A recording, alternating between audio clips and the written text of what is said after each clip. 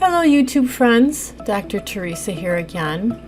I wanted to try a little experiment with something called a hatching dish for brine shrimp for my dwarf seahorses. So I've been seeing different kinds of reviews on it, some very good, some saying that it's not going to be sufficient for seahorses. So I wanted to give it a try.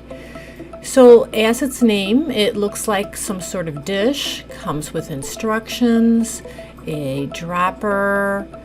When you take off the lid, you can see inside some other things that come with it. So here's the little scoop for putting in the brine shrimp and measuring them.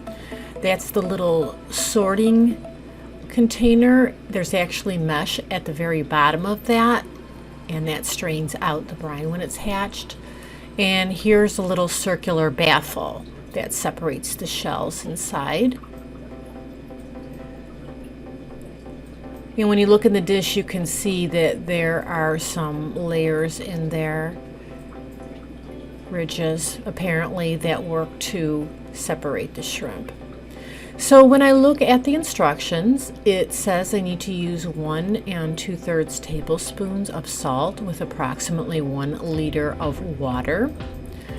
So for demonstration purposes, I'm just showing you about what 1 tablespoon looks like here. And so you might have to do a little math figuring out with your other smaller tablespoons, partials, to get the right measurement. But if it's approximate, I'm sure that'll be pretty good. Also, I'm using a bottle that's approximately 1 liter just for demonstration purposes and for ease of making the video today. So I'm trying to pour the salt into the bottle, and once I get the full measurement in there, I'm just going to go right ahead and start adding some tap water. According to the instructions, it's okay to use tap water. So by demonstrating with the bottle, it's kind of nice because once I fill it with the water, I can just put on the cap and shake it rather than having to stir it up.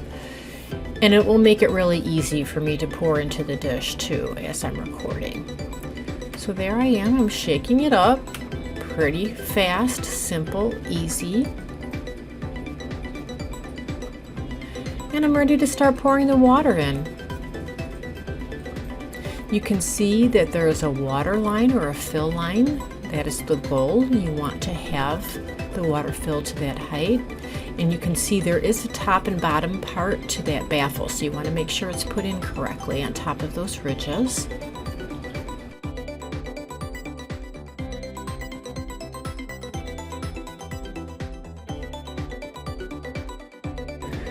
So I have the water just about at the line. I might need to add a little bit more. And I'm ready to start adding my brine shrimp. So here's my container of brine shrimp.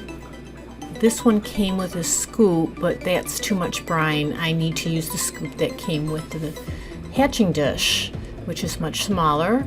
And they recommend putting in no more than 2 scoops. They actually say 1 to 2 scoops. And then you just put it around on the very edge, spread it out, sort of a circular pattern.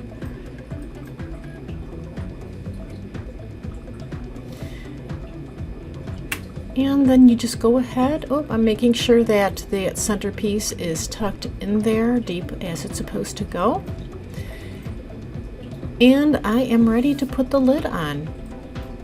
Notice that there's a mark that says open and closed, and then there's a little indicator that you align it up with. Okay, so I just let it sit for about 24 hours and I'll check on it.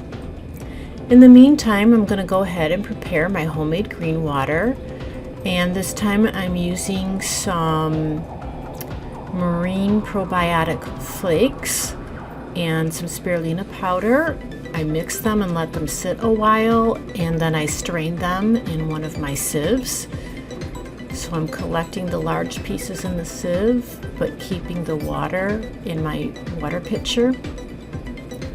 So you can see the green water is there, and you can see what I collected out.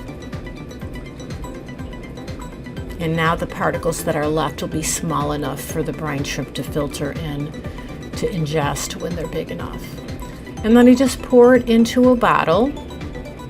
I like using this bottle. It's really easy to refrigerate. When I'm ready to add it to my brine shrimp enrichment, all I have to do is shake the bottle rather than stirring a container. It keeps for about a week, and so I don't have to do this every day, and it's really not that much work. It only takes a few minutes, but it's so good for the dwarf seahorses. I also add a little bit of fatty acids. Again, this is really good for the seahorses and keeping them healthy.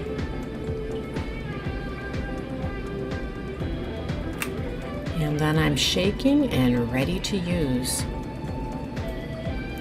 So not even quite 24 hours later, you can see there is shrimp hatching. So that's pretty amazing. I really had just the equivalent of a night light bulb shining over it. No added heat, no aeration, so it is hatching, but it seems that the key is you don't overload the bioload, so don't go more than 2 scoops.